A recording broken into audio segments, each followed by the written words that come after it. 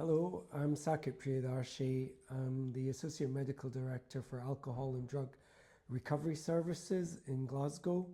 I'm speaking to you from Glasgow at the site where we hope to open the UK's first safer drug consumption facility, which will be called the Thistle very shortly, in fact, in the coming weeks.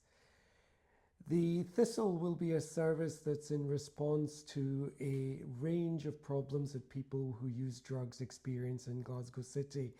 Problems that we've been aware of for more than 10 years.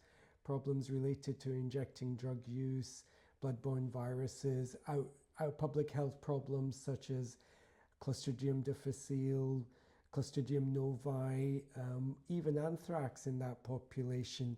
And in recent times, of course, a public health emergency in relation to drug-related deaths for people who use drugs in Scotland and in Glasgow city centre.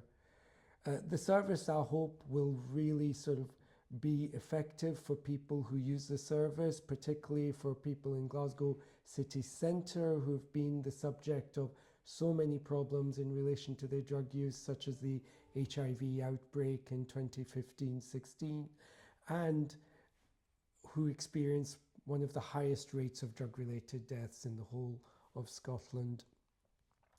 I'm very, very hopeful that if people use the service in the way that we plan and take advantage of the range of other supports and services that they experience, will not only see a reduction in the harms that they experience, but that actually they'll be able to improve the quality of their life significantly. And I expect to see a range of benefits for the community as well from that.